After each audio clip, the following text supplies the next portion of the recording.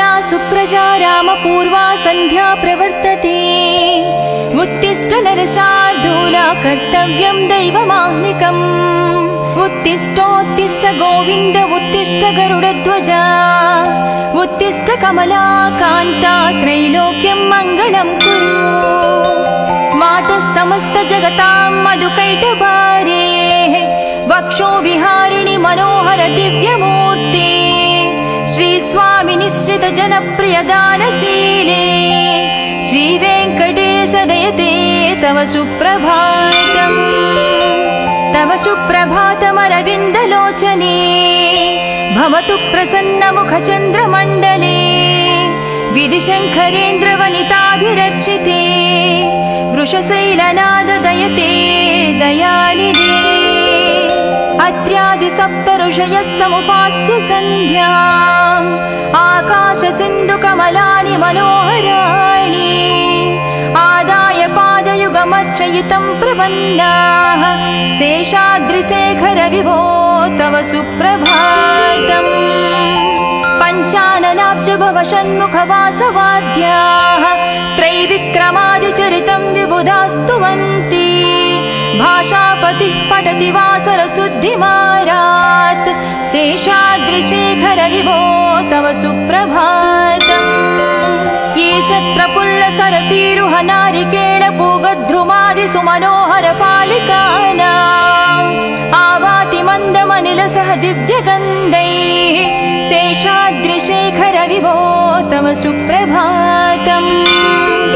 उन्मील्य नेत्रयुगमुत्तम पञ्जरस्ताः पात्रावशिष्ट कदलीस्थलपायसानि भुक्त्या सलीलमदखेळ सुखा पठन्ति शेषाद्रिशेखर विभो तव सुप्रभातम्। तन्त्री प्रकर्ष मधुरस्वनयादि पञ्च गायत्यनन्तचरितं तव नारदोऽपि। भाषा समग्रमसरत्कृतचारुरम्यम् शेषाद्रिशेखर विभो तव सुप्रभातम्। भृङ्गावळी च मकरन्दरसानुविद्ध जङ्कारगीतनिनदैः सह सेवनाय निर्यात्युपान्त सरसी कमलोदरेभ्यः शेषाद्रिशेखर विभो तव सुप्रभातम्। योषा गणेन वरदत्नि विमध्यमाने गोशालयेषु दधिमन्थन तीव्रघोषाः रोषात् कलिं विदधते ककुपञ्चकुम्भाः शेषाद्रिशेखर विभो तव सुप्रभातम्। पद्मेशमित्रशतपत्रगतालिवर्गाः हर्तुं श्रियं कुवलयस्य निजाङ्गलक्ष्म्याः भेरीनिनादमनबिभ्रति तीव्रनादाम् शेषाद्रिशेखर विभो तव सुप्रभातम्। श्रीमन्नभीष्टवरदाखिल लोकबन्धो श्री श्रीनिवास जगदेकदयैकसिन्धो श्रीदेवता गुहभुजान्तर दिव्यमूर्ते श्रीवेङ्कटाचलपते तव सुप्रभातम्। श्रीमन्नभीष्टवरदाखिल लोकबन्धो श्री श्रीनिवास जगदेश दयैकसिन्धो श्रीदेवता गृहभुजान्तर दिव्यमूर्ते श्रीवेङ्कटाचलपते तव सुप्रभातम्। श्रीस्वामि पुष्करिणिकाप्लव निर्मलाङ्गाः श्रेयाद्धिनो हरविरिञ्चि सनन्दनाद्याः द्वारे वसन्ति वरनेत्र हतोत्तमाङ्गाः श्रीवेङ्कटाचलपते तव सुप्रभातम्। श्रीशेषशैलगरुडाचल वेङ्कटाद्रिनारायणाद्रिवृषभाद्रिवृषाद्रिमुख्या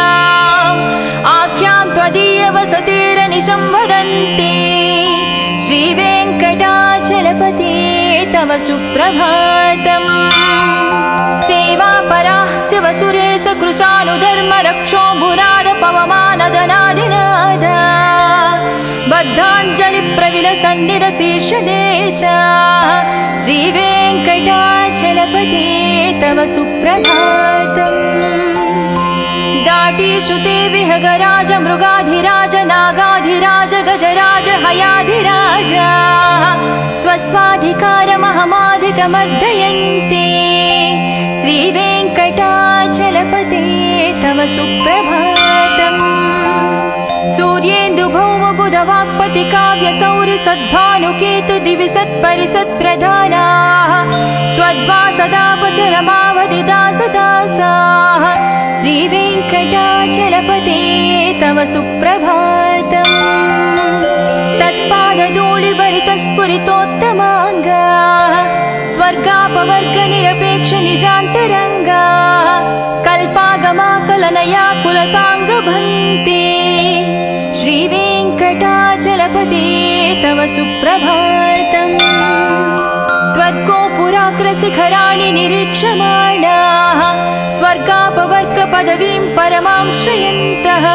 मध्या मनुष्यभुवने मतिमाश्रयन्ते श्रीवेङ्कटाचलपते तव सुप्रभातम्। श्रीभूमिनायक दयादिगुणामृताभे देवादिदेव जगदेश शरण्यमूर्ते श्रीमन्ननन्तगरुडाधिविरचिताङ्ग्रे श्रीवेङ्कटाचलपते तव सुप्रभातम्। श्रीपद्मनाभ पुरुषोत्तम वासुदेव वैकुण्ठमाधव जनार्दन चक्रपाणे श्रीवत्सचिह्न शरणागत पारिजात श्रीवेङ्कटाचलपते तव सुप्रभातम्। कन्दर्पदर्पहर सुन्दर दिव्यमूर्ते कान्ताकुचाम्बुरुह कुट्मललोल दृष्टे कल्याण निर्मल गुणाकर दिव्यकीर्ते श्रीवेङ्कटाचलपते तव सुप्रभातम्। मीनाकृते कमठकोल नृसिंहवर्णिन् स्वामिन् परस्वर तपोधन रामचन्द्र शेषांस राम यदुनन्दन कल्किरूप श्रीवेङ्कटाचलपते तव सुप्रभातम्। येलालवङ्घगनसार सुगन्धितीर्थम् दिव्यं वियत्सरितु हेमघटेषु पूर्णम् धृत्वाद्धवैदिकशिखामणयः प्रहृष्टाः तिष्ठन्ति वेङ्कटपते तव सुप्रभातम्। भास्वानुदीति विकचावि सरोरुहाणि सम्पूरयन्ति निनदैककुबो विहङ्गा श्रीवैष्णवाः सतमर्धितमङ्गलास्ते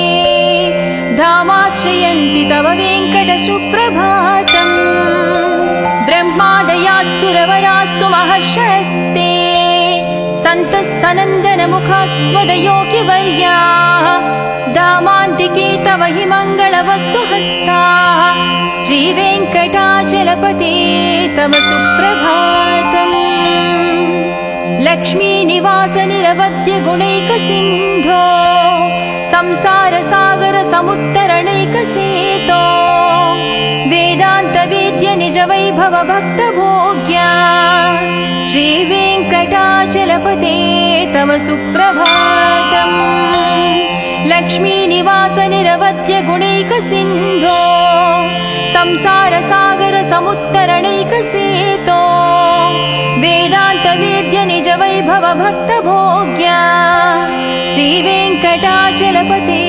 तव सुप्रभातम्। इत्थं वृषाचलपतेरिह सुप्रभातम्।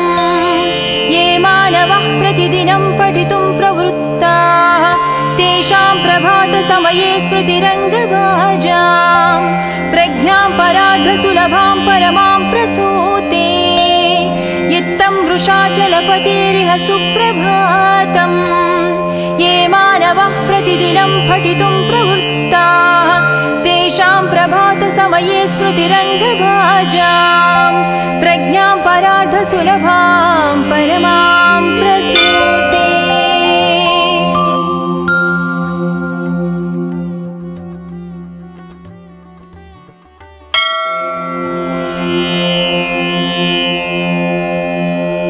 कौसल्या सुप्रजा रामपूर्वा सन्ध्या प्रवर्तते उत्तिष्ठ नरशार्दूला कर्तव्यं दैवमाह्निकम् उत्तिष्ठोत्तिष्ठ गोविन्द उत्तिष्ठ गरुडध्वजा उत्तिष्ठ कमलाकान्ता त्रैलोक्यं मङ्गलं कुरु। जगतां मधुकैटभारे वक्षो विहारिणि मनोहर दिव्यमूर्ते श्रीस्वामि निश्रित जनप्रिय दानशीले श्रीवेङ्कटेश दयते तव सुप्रभातम् तव सुप्रभातमरविन्दलोचने भवतु प्रसन्नमुखचन्द्रमण्डले विधिशङ्करेन्द्रवनिताभिरर्चिते वृषशैलनाद दयते दयानिधे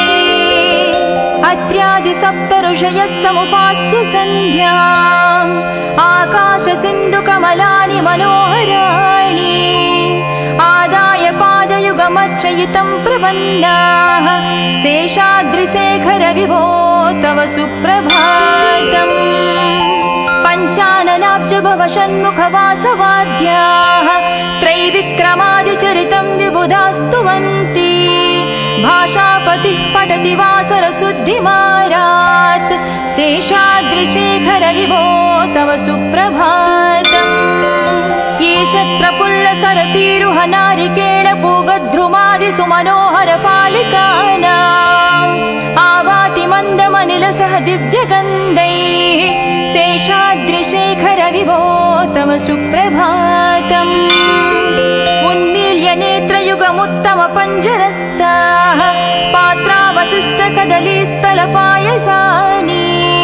भुक्त्या सलीलमदखेळि सुखा पठन्ति शेषाद्रिशेखर विभो तव सुप्रभातम् तन्त्री प्रकर्ष मधुरस्वनयादि पञ्च गायत्यनन्तचरितं तव नारदोऽपि भाषा समग्रमसरत्कृत चारुरम्यम् शेषाद्रिशेखर विभो तव सुप्रभातम् भृङ्गावळी च मकरन्दरसानुविद्ध जङ्कारगीतनिनदैः सह सेवनाय निर्यात्युपान्त सरसी कमलोदरेभ्यः शेषाद्रिशेखर विभो तव सुप्रभातम् योषा गणेन वरदत्नि विमध्यमाने गोशालयेषु दधिमन्थन तीव्रघोषाः रोषात् कलिं विदधते ककुपञ्चकुम्भाः शेषाद्रिशेखर विभो तव सुप्रभातम् पद्मेशमित्रशतपत्रगतालिवर्गाः हर्तुं श्रियं कुवलयस्य निजाङ्गलक्ष्म्याः भेरीनिनादमनबिभ्रति तीव्रनादाम् शेषाद्रिशेखर विभो तव सुप्रभातम् श्रीमन्नभीष्टवरदाखिल लोकबन्धो श्री श्रीनिवास जगदेकदयैकसिन्धो श्रीदेवता गुहभुजान्तर दिव्यमूर्ते श्रीवेङ्कटाचलपते तव सुप्रभातम् श्रीमन्नभीष्टवरदाखिल लोकबन्धो श्री श्रीनिवास जगदेश दयैकसिन्धो श्रीदेवता गृहभुजान्तर दिव्यमूर्ते श्रीवेङ्कटाचलपते तव सुप्रभातम् श्रीस्वामि पुष्करिणिकाप्लव निर्मलाङ्गाः श्रेयाद्धिनोहर विरिञ्चि सनन्दनाद्याः द्वारे वसन्ति वरनेत्रहतोद्यमाङ्गाः श्रीवेङ्कटाचलपते तव सुप्रभातम् श्रीशेषशैलगरुडाचल वेङ्कटाद्रिनारायणाद्रिवृषभाद्रिवृषाद्रिमुख्या आख्यां त्वदीयवसतेरनिशं वदन्ति श्रीवेङ्कटाचलपते तव सुप्रभातम् सेवापराः शिवसुरेश कृशानुधर्म रक्षोऽम्बुनाद पवमानदनादिनाद बद्धाञ्जलिप्रविलसन्निरशीर्षदेशा श्रीवेङ्कटाचलपते तव सुप्रभातम् दाटीश्रुते विहगराज मृगाधिराज नागाधिराज गजराज हयाधिराज स्वस्वाधिकारमहमाधिकमर्दयन्ते श्रीवेङ्कटाचलपते तव सुप्रभातम् सूर्येन्दुभौमबुधवाक्पति काव्यसौरि सद्भानुकेतु दिवि सत्परिसत्प्रधानाः त्वद्वासदापचरमावधिदासदासाः श्रीवेङ्कटाचलपते तव सुप्रभातम् तत्पादधूलिभरितस्फुरितोत्तमाङ्गा स्वर्गापवर्गनिरपेक्ष निजान्तरङ्गा कल्पागमाकलनया कुलताङ्गभन्ते श्रीवेङ्कटाचलपते तव सुप्रभातम् त्वद्गोपुराग्रशिखराणि निरीक्षमाणाः स्वर्गापवर्गपदवीं परमां श्रयन्तः मर्त्या मनुष्यभुवने मतिमाश्रयन्ते श्रीवेङ्कटाचलपते तव सुप्रभातम् श्रीभूमिनायकदयादिगुणामृताभे देवादिदेव जगदेश शरण्यमूर्ते श्रीमन्ननन्तगरुडाधिविरचिताङ्ग्रे श्रीवेङ्कटाचलपते तव सुप्रभातम् श्रीपद्मनाभपुरुषोत्तम वासुदेव वैकुण्ठमाधव जनार्दन चक्रपाणे श्रीवत्सचिह्न शरणागत पारिजात श्रीवेङ्कटाचलपते तव सुप्रभातम् कन्दर्पदर्पहर सुन्दर दिव्यमूर्ते कान्ताकुचाम्बुरुह कुट्मललोल दृष्टे कल्याण निर्मल गुणाकर दिव्यकीर्ते श्रीवेङ्कटाचलपते तव सुप्रभातम् मीनाकृते कमठकोल नृसिंहवर्णिन् स्वामिन् परस्वर तपोधन रामचन्द्र शेषांस राम यदुनन्दन कल्किरूप श्रीवेङ्कटाचलपते तव सुप्रभातम् येलालवङ्घगणसार सुगन्धितीर्थम् दिव्यं वियत्सरितु हेमघटेषु पूर्णम् धृत्वाद्धवैदिकशिखामणयः प्रहृष्टाः तिष्ठन्ति वेङ्कटपते तव सुप्रभातम् भास्वानुदीति विकचाविसरोरुहाणि सम्पूरयन्ति निनदैककुबो विहङ्गा श्रीवैष्णवाः सतमर्धितमङ्गलास्ते धामाश्रयन्ति तव वेङ्कटसुप्रभातम् ब्रह्मादयाः सुरवराः सुमहर्षयस्ते सन्तः सनन्दनमुखास्त्वदयोगिवर्याः धामान्तिके तव हि मङ्गलवस्तुहस्ताः श्रीवेङ्कटाचलपते तव सुप्रभातम् लक्ष्मीनिवास निरवध्य गुणैकसिन्धो संसारसागर समुत्तरणैकसेतो वेदान्तवेद्य निज वैभव भक्तभोग्या श्रीवेङ्कटाचलपते तव सुप्रभातम् लक्ष्मीनिवास निरवध्य गुणैकसिन्धो संसारसागर समुत्तरणैकसेतो वेदान्तवेद्य निज वैभव भक्तभोग्या श्रीवेङ्कटाचलपते तव सुप्रभातम् इत्थं वृषाचलपतेरिह सुप्रभातम् ये मानवः प्रतिदिनं पठितुं प्रवृत्ताः तेषां प्रभातसमये स्मृतिरङ्गभाजां प्रज्ञां परार्धसुलभां परमां प्रसूते इत्थं वृषाचलपतेरिह सुप्रभातम् ये मानवः प्रतिदिनं पठितुं प्रवृत्ताः तेषां प्रभातसमये स्मृतिरङ्गभाजां प्रज्ञां परार्धसुलभां परमां प्रसूते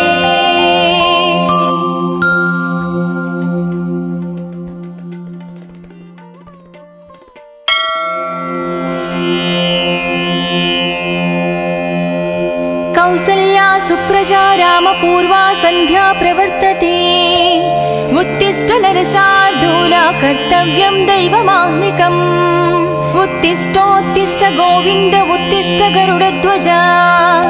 उत्तिष्ठ कमला कान्ता त्रैलोक्यं मङ्गलं कुरु मातः समस्त जगतां मधुकैटभारे वक्षो विहारिणि मनोहर दिव्यमूर्ते श्री स्वामी निश्रित जनप्रिय दानशीले श्रीवेङ्कटेश दयते तव सुप्रभातम् तव सुप्रभातमरविन्दलोचने भवतु प्रसन्नमुखचन्द्रमण्डले विधिशङ्करेन्द्रवनिताभिरर्चिते वृषशैलनाददयते दयानिधे अत्र्यादिसप्तऋषयः समुपास्य सन्ध्याम् आकाशसिन्धुकमलानि मनोहराणि आदाय पादयुगमर्चयितं प्रपन्नाः शेषाद्रिशेखर विभो तव सुप्रभातम् पञ्चाननाब्ज भव षण्मुखवासवाद्याः त्रैविक्रमादिचरितं विबुधास्तुवन्ति भाषापतिः पठति वासरशुद्धिमारात् शेषाद्रिशेखर विभो तव सुप्रभातम् ईषत्प्रफुल्लसरसीरुह नारिकेळपूगद्रुमादिसुमनोहरपालिकानाम् आवाति मन्दमनिलसह दिव्यगन्धैः शेषाद्रिशेखर विभो तव सुप्रभातम् उन्मील्य नेत्रयुगमुत्तमपञ्जरस्ताः पात्रावशिष्टकदलीस्थलपायसानि भुक्त्या सलीलमदखेळि सुखा पठन्ति शेषाद्रिशेखर विभो तव सुप्रभातम् तन्त्री प्रकर्ष मधुरस्वनयादि पञ्चा गायत्यनन्तचरितं तव नारदोऽपि भाषा समग्रमसरत्कृतचारुरम्यम् शेषाद्रिशेखर विभो तव सुप्रभातम् भृङ्गावळी च मकरन्दरसानुविद्धजङ्कारगीतनिनदैः सह सेवनाय निर्यात्युपान्तसरसी कमलोदरेभ्यः शेषाद्रिशेखर विभो तव सुप्रभातम् योषा गणेन वरदत्नि विमध्यमाने गोशालयेषु दधिमन्थन तीव्रघोषाः रोषात् कलिं विदधते ककुपञ्चकुम्भाः शेषाद्रिशेखर विभो तव सुप्रभातम् पद्मेशमित्रशतपत्रगतालिवर्गाः हर्तुं श्रियं कुवलयस्य निजाङ्गलक्ष्म्याः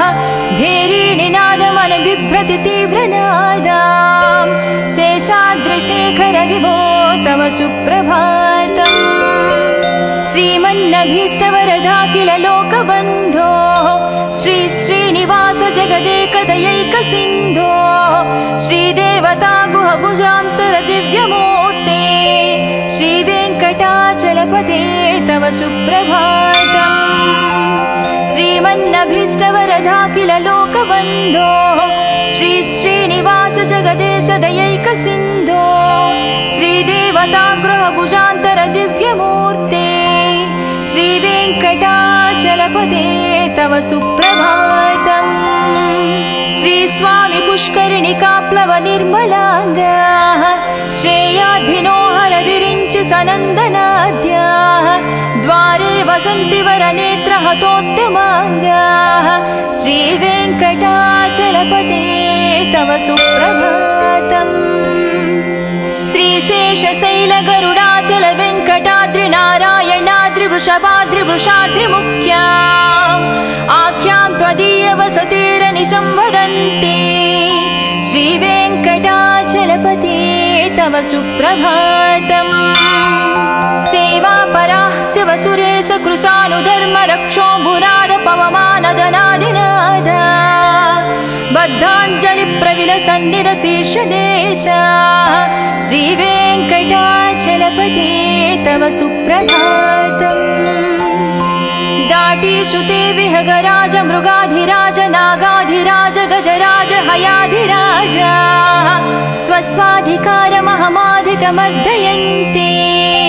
श्रीवेङ्कटाचलपते तव सुप्रभातम्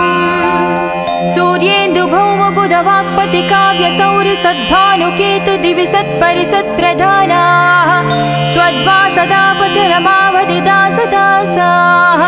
श्रीवेङ्कटाचलपते तव सुप्रभातम् तत्पादधूलिभरितस्फुरितोत्तमाङ्गाः स्वर्गापवर्गनिरपेक्षनिजान्तरङ्गाः कल्पागमाकलनया कुलताङ्गभन्ते श्रीवेङ्कटा तव सुप्रभातम् त्वद्गोपुराग्रशिखराणि निरीक्षमाणाः स्वर्गापवर्गपदवीं परमां श्रयन्तः मध्या मनुष्यभुवने मतिमाश्रयन्ते श्रीवेङ्कटाचलपते तव सुप्रभातम् श्रीभूमिनायक दयादिगुणामृताभे देवादिदेव जगदेश शरण्यमूर्ते श्रीमन्ननन्त गरुडाधिविरचिताग्रे श्रीवेङ्कटाचलपते तव सुप्रभातम् श्रीपद्मनाभ पुरुषोत्तम वासुदेव वैकुण्ठमाधव जनार्दन चक्रपाणे श्रीवत्स चिह्न शरणागत पारिजात श्रीवेङ्कटाचलपते तव सुप्रभातम् कन्दर्पदर्पहर सुन्दर दिव्यमूर्ते कान्ताकुचाम्बुरुह कुट्मललोल दृष्टे कल्याण निर्मल गुणाकर दिव्यकीर्ते श्रीवेङ्कटाचलपते तव सुप्रभातम् मीनाकृते कमठकोल नृसिंहवर्णिन् स्वामिन् परस्वर तपोधर रामचन्द्र शेषांस राम यदुनन्दन कल्किरूप श्रीवेङ्कटाचलपते तव सुप्रभातम् येलालवङ्घगणसार सुगन्धितीर्थम् दिव्यं वियत्सरितु हेमघटेषु पूर्णम् धृत्वाद्धवैदिकशिखामणयः प्रहृष्टाः तिष्ठन्ति वेङ्कटपते तव सुप्रभातम् भास्वानुदीति विकचाविसरोरुहाणि सम्पूरयन्ति निनदैककुबो विहङ्गाः श्रीवैष्णवाः सतमर्धितमङ्गलास्ते धामाश्रयन्ति तव वेङ्कट सुप्रभातम् ब्रह्मादयास्सुरवरास्सु महर्षयस्ते सन्तः सनन्दनमुखास्त्वदयोगिवर्याः धामान्तिके तव हि मङ्गलवस्तु हस्ताः श्रीवेङ्कटाचलपते तव सुप्रभातम् लक्ष्मीनिवास निरवध्य गुणैकसिन्धो संसारसागर समुत्तरणैकसेतो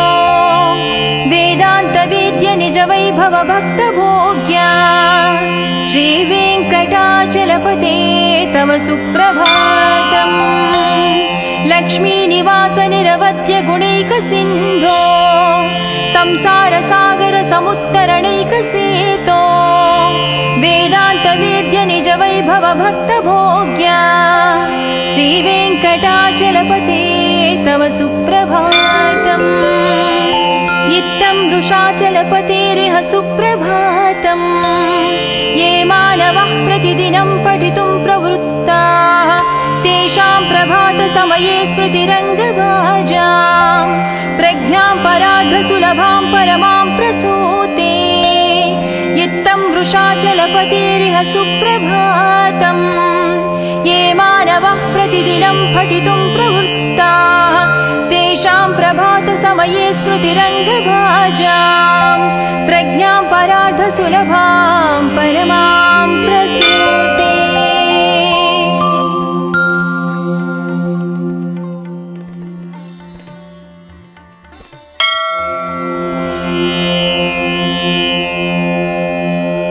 कौसल्या सुप्रजा रामपूर्वा सन्ध्या प्रवर्तते उत्तिष्ठ नरशार्दूला कर्तव्यं दैवमाह्निकम् उत्तिष्ठोत्तिष्ठ गोविन्द उत्तिष्ठ गरुडध्वजा उत्तिष्ठ कमलाकान्ता त्रैलोक्यं मङ्गलं कुरु मातः समस्त जगतां मधुकैटभारे वक्षो विहारिणि मनोहर दिव्यमूर्ते श्री स्वामी निश्रित जनप्रिय दानशीले श्रीवेङ्कटेश दयते तव सुप्रभातम् तव सुप्रभातमरविन्दलोचने भवतु प्रसन्नमुखचन्द्रमण्डले विधिशङ्करेन्द्रवनिताभिरर्चिते वृषशैलनाद दयते दयानिधे अत्र्यादि सप्त ऋषयः समुपास्य सन्ध्याम् आकाश सिन्धु कमलानि मनोहराणि आदाय पादयुगमर्चयितं प्रपन्नाः शेषाद्रिशेखर विभो तव सुप्रभातम् पञ्चाननाब्ज भव षण्मुखवासवाद्याः त्रैविक्रमादिचरितं विबुधास्तुवन्ति भाषापतिः पठति वासरशुद्धिमारात् शेषाद्रिशेखर विभो तव सुप्रभातम् ईषत् प्रफुल्ल सरसीरुह नारिकेळ पूगद्रुमादि सुमनोहर पालिकानाम् आवाति मन्दमनिलसह दिव्यगन्धैः शेषाद्रिशेखर विभो तव सुप्रभातम् उन्मील्य नेत्रयुगमुत्तम पञ्जरस्ताः पात्रावशिष्ट कदलीस्थलपायसानि भुक्त्या सलीलमदखेळ सुखा पठन्ति शेषाद्रिशेखर विभो तव सुप्रभातम् तन्त्री प्रकर्ष मधुरस्वनयादि पञ्च गायत्यनन्तचरितं तव नारदोऽपि भाषा समग्रमसरत्कृत चारुरम्यम् शेषाद्रिशेखर विभो तव सुप्रभातम् भृङ्गावळी च मकरन्दरसानुविद्ध जङ्कारगीतनिनदैः सह सेवनाय निर्यात्युपान्त सरसी कमलोदरेभ्यः शेषाद्रिशेखर विभो तव सुप्रभातम् योषा गणेन वरदग्नि विमध्यमाने गोशालयेषु दधिमन्थन तीव्रघोषाः रोषात् कलिं विदधते ककुपञ्चकुम्भाः शेषाद्रिशेखर विभो तव सुप्रभातम् पद्मेशमित्रशतपत्रगतालिवर्गाः हक्तुं श्रियं कुवलयस्य निजाङ्गलक्ष्म्याः भेरीनिनादमनबिभ्रति तीव्रनादाम् शेषाद्रिशेखर विभो तव सुप्रभातम् श्रीमन्नभीष्टवरदाखिल लोकबन्धो श्री श्रीनिवास जगदेकदयैकसिन्धो श्रीदेवता गुहभुजान्तर दिव्यमूर्ते श्रीवेङ्कटाचलपते तव सुप्रभातम् श्रीमन्नभीष्टवरदाखिल लोकबन्धो श्री श्रीनिवास जगदेश दयैकसिन्धो श्रीदेवता गृहभुजान्तर दिव्यमूर्ते श्रीवेङ्कटाचलपते तव सुप्रभातम् श्रीस्वामि पुष्करिणिकाप्लव निर्मलाङ्गाः श्रेयाधिनोहर विरिञ्चि सनन्दनाद्याः द्वारे वसन्ति वरनेत्रहतोत्तमाङ्गाः श्रीवेङ्कटाचलपते तव सुप्रभातम् श्रीशेषशैलगरुडाचल वेङ्कटाद्रि नारायणाद्रि वृषभाद्रि आख्यां त्वदीय वसतिरनिशं वदन्ति श्रीवेङ्कटाचलपते तव सुप्रभातम् सेवापराः शिवसुरेश कृशानुधर्म रक्षो भुराद पवमानदनादिनाद बद्धाञ्जलि प्रविलसन्निध शीर्षदेश श्रीवेङ्कटाचलपते तव सुप्रभातम् दाटीषुते विहगराज मृगाधिराज नागाधिराज गजराज हयाधिराज स्वस्वाधिकारमहमाधिकमर्दयन्ते श्रीवेङ्कटाचलपते तव सुप्रभातम् सूर्येन्दुभौमबुधवाक्पति काव्यसौरि सद्भानुकेतु दिवि सत्परिसत्प्रधानाः त्वद्वासदापचरमावधि दासदासाः श्रीवेङ्कटाचलपते तव सुप्रभातम् तत्पादधूलिभरितस्फुरितोत्तमाङ्गाः स्वर्गापवर्गनिरपेक्ष निजान्तरङ्गाः कल्पागमाकलनया कुलताङ्गभन्ते श्रीवेङ्कटाचलपते तव सुप्रभातम् त्वद्गोपुराग्रशिखराणि निरीक्षमाणाः स्वर्गापवर्गपदवीं परमां श्रयन्तः मध्या मनुष्यभुवने मतिमाश्रयन्ते श्रीवेङ्कटाचलपते तव सुप्रभातम् श्रीभूमिनायक दयादिगुणामृताभे देवादिदेव जगदेश शरण्यमूर्ते श्रीमन्ननन्त गरुडाधिविरचिताङ्ग्रे श्रीवेङ्कटाचलपते तव सुप्रभातम् श्रीपद्मनाभ पुरुषोत्तम वासुदेव वैकुण्ठ माधव जनार्दन चक्रपाणे श्रीवत्स चिह्न शरणागत पारिजात श्रीवेङ्कटाचलपते तव सुप्रभातम् कन्दर्पदर्पहर सुन्दर दिव्यमूर्ते कान्ताकुचाम्बुरुह कुट्मललोल दृष्टे कल्याण निर्मल गुणाकर दिव्य कीर्ते श्रीवेङ्कटाचलपते तव सुप्रभातम् मीनाकृते कमठकोल नृसिंहवर्णिन् स्वामिन् परस्वर तपोधर रामचन्द्र शेषांस राम यदुनन्दन कल्किरूप श्रीवेङ्कटाचलपते तव सुप्रभातम् येलालवङ्घगनसार सुगन्धितीर्थम् दिव्यं वियत्सरितु हेमघटेषु पूर्णम् धृत्वाद्धवैदिकशिखामणयः प्रहृष्टाः तिष्ठन्ति वेङ्कटपते तव सुप्रभातम् भास्वानुदीति विकचावि सरोरुहाणि सम्पूरयन्ति निनदैककुबो विहङ्गा श्रीवैष्णवाः सतमर्धितमङ्गलास्ते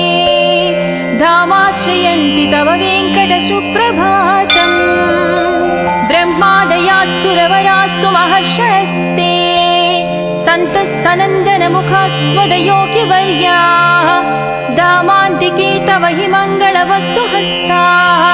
श्रीवेङ्कटाचलपते तव सुप्रभातम् लक्ष्मीनिवास निरवद्य गुणैक सिन्धो संसार सागर समुत्तरणैक सेतो वेदान्त वेद्य निज वैभव भक्त भोग्या श्रीवेङ्कटाचलपते तव सुप्रभातम् लक्ष्मीनिवास निरवद्य गुणैक सिन्धो संसार सागर समुत्तरणैक सेतो वेदान्त वेद्य निज वैभव भक्त भोग्या श्रीवेङ्कटाचलपते तव सुप्रभातम् इत्थं वृषाचलपतेरिह सुप्रभातम् ये मानवः प्रतिदिनं पठितुं प्रवृत्ताः तेषां प्रभात समये स्मृतिरङ्गभाजां प्रज्ञां परार्धसुलभां परमां प्रसूते इत्थं वृषाचलपतेरिह सुप्रभातम् ये मानवः प्रतिदिनं पठितुं प्रवृत्ताः तेषां प्रभात समये स्मृतिरङ्गभाजां प्रज्ञां परार्धसुलभां परमां प्रसूते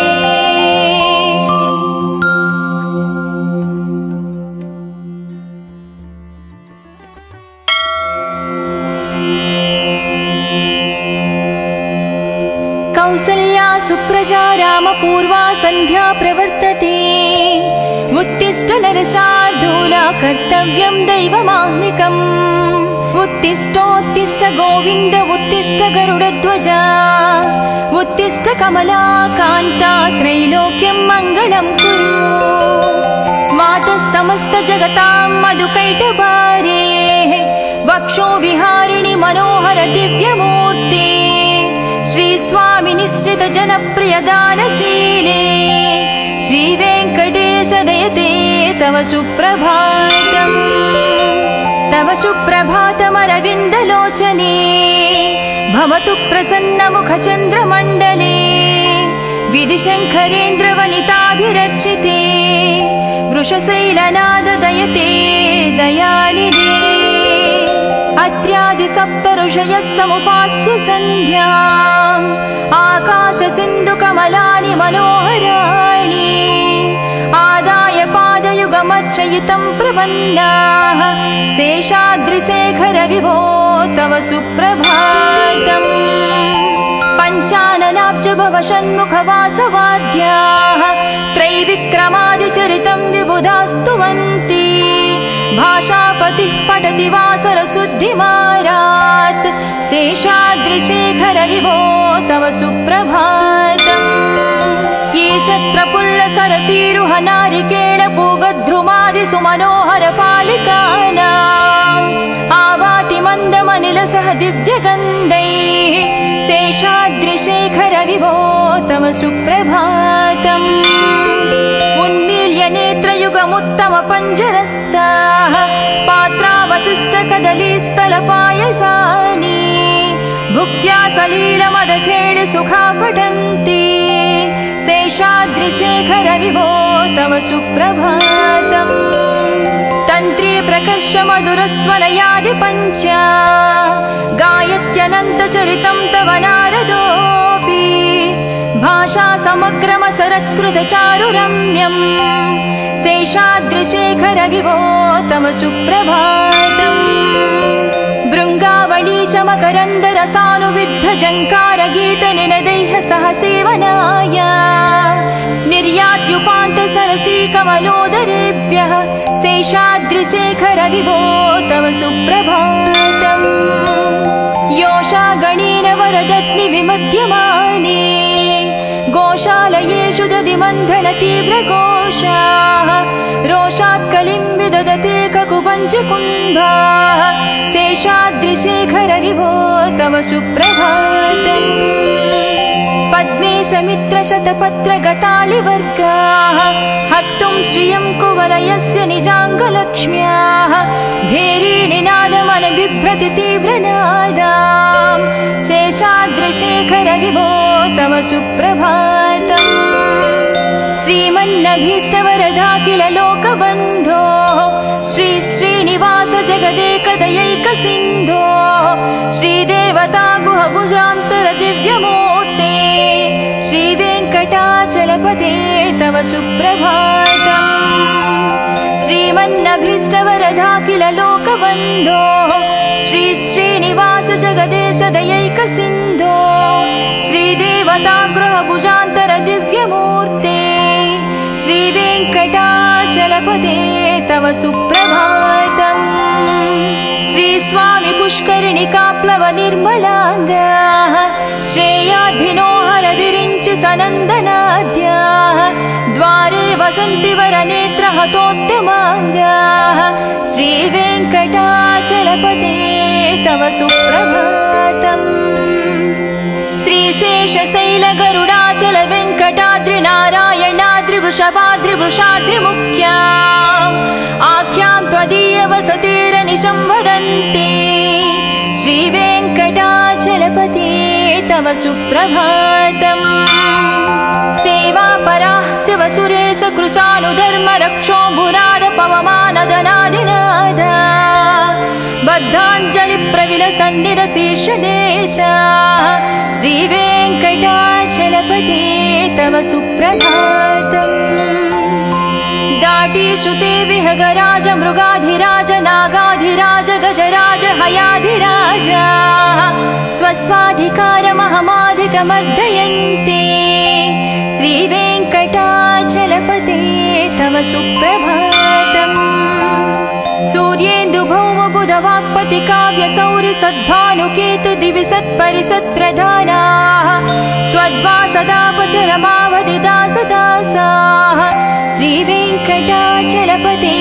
तव सुप्रभातम् तत्पादधूलिभरितस्फुरितोत्तमाङ्गाः स्वर्गापवर्गनिरपेक्ष निजान्तरङ्गाः कल्पागमाकलनया कुलताङ्गभन्ते श्रीवेङ्कटाचलपते तव सुप्रभातम् त्वद्गोपुराग्रशिखराणि निरीक्षमाणाः स्वर्गापवर्गपदवीं परमां श्रयन्तः मध्या मनुष्यभुवने मतिमाश्रयन्ते श्रीवेङ्कटाचलपते तव सुप्रभातम् श्रीभूमिनायक दयादिगुणामृताभे देवादिदेव जगदेश शरण्यमूर्ते श्रीमन्ननन्त गरुडाधिभिरर्चिताङ्ग्रे श्रीवेङ्कटाचलपते सुप्रभातम् श्रीपद्मनाभ पुरुषोत्तम वासुदेव वैकुण्ठ माधव जनार्दन चक्रपाणे श्रीवत्स चिह्न शरणागत पारिजात श्रीवेङ्कटाचलपते तव सुप्रभातम् कंदर्पदर्पहर सुन्दर दिव्यमूर्ते कान्ताकुचाम्बुरुह कुट्मललोल दृष्टे कल्याण निर्मल गुणाकर दिव्यकीर्ते श्रीवेङ्कटाचलपते तव सुप्रभातम् मीनाकृते कमठकोल नृसिंहवर्णिन् स्वामिन् परस्वर तपोधर रामचन्द्र शेषांस राम यदुनन्दन कल्किरूप श्रीवेङ्कटाचलपते तव सुप्रभातम् येलालवङ्घगनसार सुगन्धितीर्थम् दिव्यं वियत्सरितु हेमघटेषु पूर्णम् धृत्वाद्धवैदिकशिखामणयः प्रहृष्टाः तिष्ठन्ति वेङ्कटपते तव सुप्रभातम् भास्वानुदीति विकचावि सरोरुहाणि सम्पूरयन्ति निनदैककुबो विहङ्गा श्रीवैष्णवाः सतमर्धितमङ्गलास्ते धामाश्रयन्ति तव वेङ्कट सुप्रभातम् ब्रह्मादयास्सुरवरास्सु महर्षयस्ते सन्तः सनन्दनमुखास्त्वदयोगिवर्याः धामान्तिके तव हि मङ्गलवस्तुहस्ताः श्रीवेङ्कटाचलपते तव सुप्रभातम् लक्ष्मीनिवास निरवद्य गुणैकसिन्धो संसारसागर समुत्तरणैकसेतो वेदान्तवेद्य निज वैभव भक्तभोग्या श्रीवेङ्कटाचलपते तव सुप्रभातम् लक्ष्मीनिवास निरवद्य गुणैकसिन्धो संसारसागर समुत्तरणैकसेतो वेदान्तवेद्य निज वैभव भक्तभोग्या श्रीवेङ्कटाचलपते तव सुप्रभातम् इत्थं वृषाचलपतेरिह सुप्रभातम् ये मानवः प्रतिदिनं पठितुं प्रवृत्ताः तेषां प्रभातसमये स्मृतिरङ्गभाजां प्रज्ञां परार्धसुलभां परमां प्रसूते इत्थं वृषाचलपतेरिह सुप्रभातम् ये मानवः प्रतिदिनं पठितुं प्रवृत्ताः तेषां प्रभातसमये स्मृतिरङ्गभाजां प्रज्ञां परार्धसुलभां परमां प्रसूते।